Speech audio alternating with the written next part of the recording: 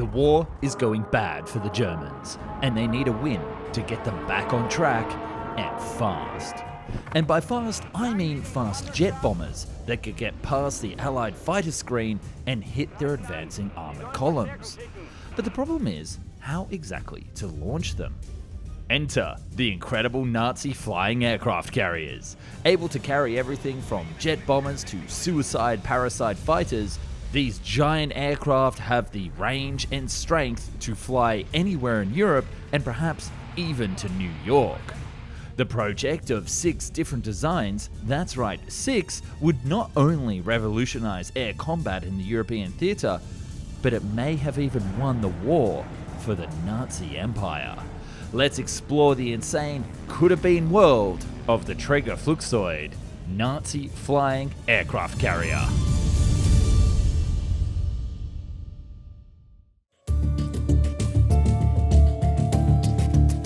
Now, I bet you want some context. By 1944 to 1945, the Luftwaffe was in a dire situation. Allied bombing had devastated German fuel production and airfield infrastructure, leaving many runways cratered or unusable throughout the country. The once formidable German Air Force was overwhelmed by the Allies' sheer numerical superiority and relentless air attacks. Allied fighters roamed almost at will over Germany, strafing and bombing any Luftwaffe planes that were on the ground.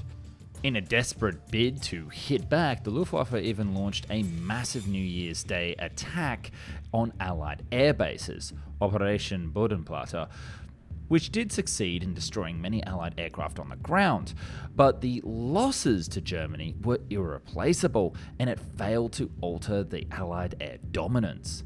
By early 1945, Germany's air defense was faltering. They were short on experienced pilots, fuel, and even safe airfields, forcing the Nazi planners to consider radical solutions, such as a bomber that was impossible to intercept.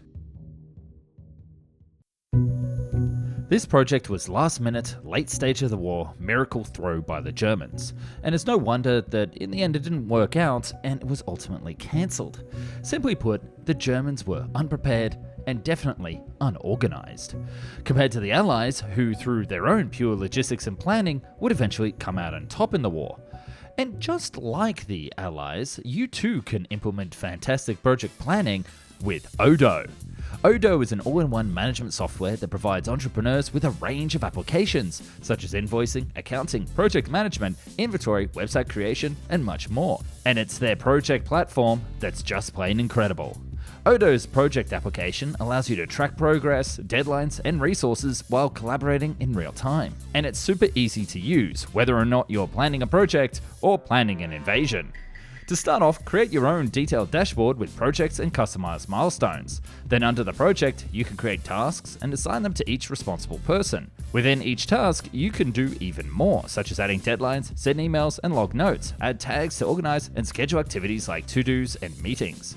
You can also flip between different views, such as the Gantt view, giving you a bird's eye view on who's working on what, the Kanban view that showcases all tasks as sticky note cards, allowing you to drag and drop each task to the next stage, and List view, a simple list where you can do batch changes. And then you can collaborate in real time, sharing the project internally and externally with different permissions to see different things. And that's it! Project management done simple. You can focus on actually getting the job done and throwing out those pesky dictators trying to take over the world. And the best part is, all of this is free. Insane. And when your business expands, you can access all of Odoo's other applications starting from $34.40 AUD per user per month.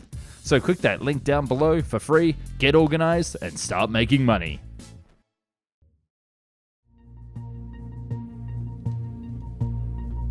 One of Germany's pressing strategic concerns was the ability to strike Allied air bases, such as the RAF and US Air Force airfields in England or liberated France, that were launching constant raids against the Reich. Conventional German bombers had become easy prey for Allied fighters, and even the new jet and rocket planes that they were using were too few in number to turn the tide. To retaliate effectively, the Luftwaffe dreamed of very fast bombers that could hit enemy airfields and return without being scratched. The idea was that a sufficiently speedy bomber, ideally jet-powered, could outrun any Allied fighter interception. They did come up with something called the Odoo R234 Blitz, for example, which was a jet bomber that proved hard to catch, but it carried a limited payload and still required long runways to operate. Which, bear with me, is the main point of this whole video. But by late 1944, this demand evolved into a search for a bomber that could strike with surprise and impunity, essentially becoming a high-speed raider to hit Allied air bases and escape unscathed. Pursuing such an advanced bomber brought a major practical problem of how to launch and operate it given Germany's deteriorating infrastructure. You see where I'm going with this. A high-performance jet bomber would likely require a long runway and a large amount of fuel for takeoff, climb, and to reach distant targets, resources that Germany increasingly lacked. So by late 1944, Allied air raids had wrecked many of the German airports, and the constant harassment of Allied air patrols made any large-scale takeoff extremely hazardous. The Luftwaffe had resorted to hiding aircraft in forest strips and even using highways as improvised runways, but it still wasn't good enough. Moreover, extreme designs like rocket-powered or very heavy bombers that were often incapable of safe conventional takeoffs were considered, but even this was difficult because if you got a fast bomber that could be built, getting it up into the air and up to speed without being destroyed on takeoff was a daunting challenge. So the German High Command recognized that they would need some sort of assisted launch or unconventional basing to deploy their new offensive jet bombers. And boy, did they go unconventional.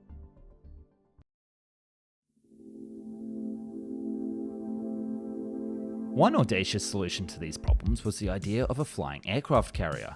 Not a ship at sea, but a huge mother plane that would carry small attack aircraft into the sky. And instead of relying on vulnerable runways, the giant carrier, called in German, and I'm sorry for butchering this, Trägerflugzeug, would haul one or more parasite aircraft into the air and towards the target. The idea that once near the enemy, the smaller attached bombers would detach, swoop in at a very high speed to strike Allied bases, and in theory, either return independently or be discarded, ejecting the pilot and the engine. Because during this period of the war, the engines were as valuable as the experienced pilots on board, which is kind of hilarious. This concept promised to circumvent the Luftwaffe's logistical woes. The carrier would provide the range and initial lift, allowing the parasite bombers to conserve fuel and avoid long ground takeoffs.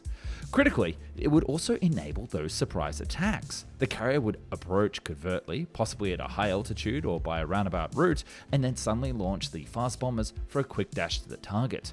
The Germans wouldn't have to hide fighter planes and bombers in forests anymore because this plane could attack from anywhere.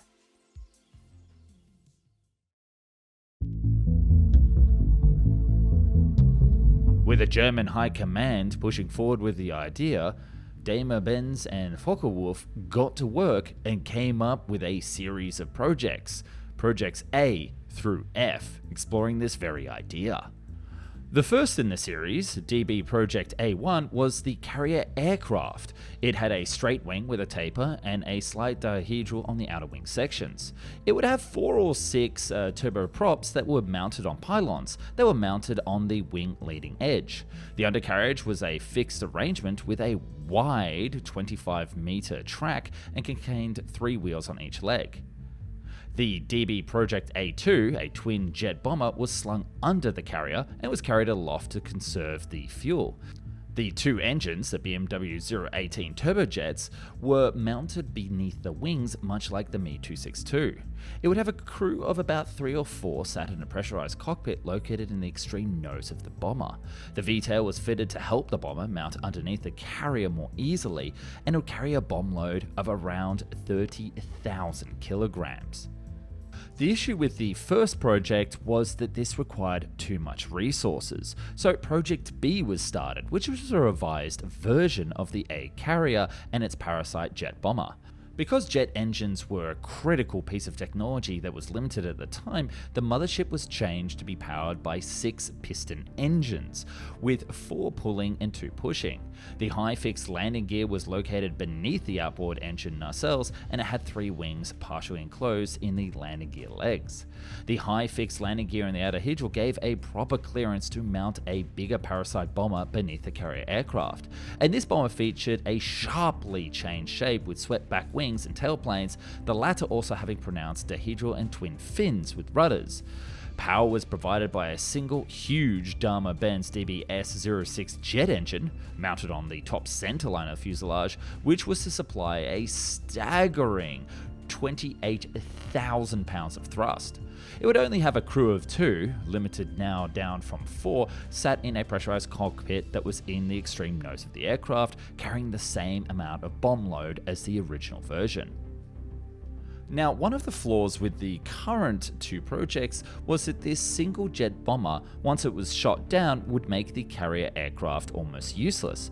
So the engineers went back to the drawing board and said, what if we had multiple little bombers attached to the one mothership aircraft? And that's exactly what Project C was. Project C was pretty much the exact same carrier aircraft as Project B, but it was redesigned to carry multiple Parasite fighter bombers, which were labeled Project E and Project F respectively. Now, Project D, I couldn't actually find any resources on it, but we do know that there is a gap here in the lineup. Likely, it was perhaps a version of a Parasite fighter that was designed to go in air-to-air combat, but all we know is that they moved on quickly to Project E, which was designed to be a piloted missile to be launched from the carrier aircraft. 5 of these manned missiles would be carried at one time from the carrier aircraft, with the wings and tailplanes swept back sharply, and power was supplied by a single jet engine. If you're trying to look for the bomb on this Parasite fighter, you'll notice that the entire aircraft is the bomb. Located in the nose was a warhead that had 5,500 pounds of explosives that would detonate on impact. The plan was that this mothership would get as close to the front lines as possible before releasing this swarm of suicide aircraft. Each of the pilots would choose their own targets and then fly right towards it. When the pilot was assured of a hit, he was to escape using the ejection seat. Although this aircraft wasn't officially considered a suicide plane, the pilot probably had a very small chance of survival due to the speed of the aircraft in the attack and the proximity to the target when ejecting, and the kind of dubious layout of the ejection seat. And lastly, Project F was a derivative of the Project E, where they upped the explosives to 6,600 pounds in the nose and moved the ejection seat from jumping out of the top to a hatch in the bottom of the plane. I'm not sure if this would have actually increased the survivability of the pilot during these suicide missions, but, I think that any sort of derivative or planning around an escape hatch is probably a step in the right direction, at least for these crazy Nazi pilots. We've actually done a full video on these Nazi suicide planes, so if you want to watch all about how they worked after this, I'll put a link down below. So what exactly happened? With these blueprints drawn up and ready to go, why did the Nazis never build these aircraft?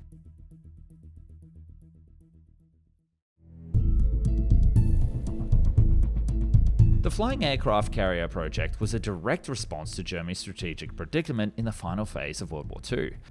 Faced with crippling Allied air supremacy, Nazi planners were willing to entertain increasingly extreme ideas, from volunteer kamikaze pilots to experimental composite aircraft, in the hopes of turning the tide.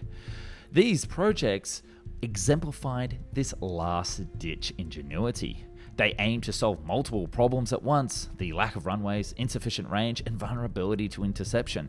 By carrying these fast bombers and suicide craft into battle, this mother plane could theoretically bypass all of the weaknesses of the German Air Force and unleash attacks where they were least expected. But in reality, these fantastic schemes never progressed beyond drawings and wind tunnel models, because Germany's industrial capacity by 1945 was in ruins, and such wild combinations were far too complex and resource-intensive to build during total collapse. And this is where my tinfoil theory that comes in. I believe that some of these companies kept their engineers at work on any kind of stupid project to please the Nazi administration, to prevent them from being incorporated and sent to the Russian front line.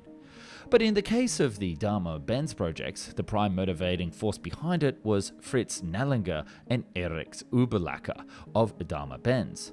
These two people, one the technical director of one of Germany's most important and war-critical companies, and the turbojet engineer working for that business, were both aged in their late 40s, and neither of them were very likely to be sent to the Russian front line. And then over at Focke-Wulf, who was working with them, the engineer in charge of working out the nuts and bolts of these practicalities was Herbert Wolf, who was identified at the company records as one of the 17 most important men in the firm, ahead of many of the other famous people working there. It seems unlikely that he would have been sent to the front either and had a protected position. So maybe it was just a paper project, or maybe it was to protect other employees working at the firms. In any case, the project didn't really go far enough to eat up too many resources. There just wasn't time for it. But the men who worked on it seem to have earnestly believed that this was an idea worth pursuing, otherwise we wouldn't have seen all these blueprints and designs drawn up. Why they should have thought that this was required at the late stage of the war is really quite inexplicable, and I would really love to know your theories down in the comments. Nevertheless, the very pursuit of a flying aircraft carrier underscores how urgently the Nazis sought a miracle weapon to strike back at the US Air Force and the RAF. It was a bold attempt to rewrite one of the rules of air warfare, born out of strategic necessity and desperation, even though it remained a theoretical one in the twilight of the Third Reich. Thanks so much for watching.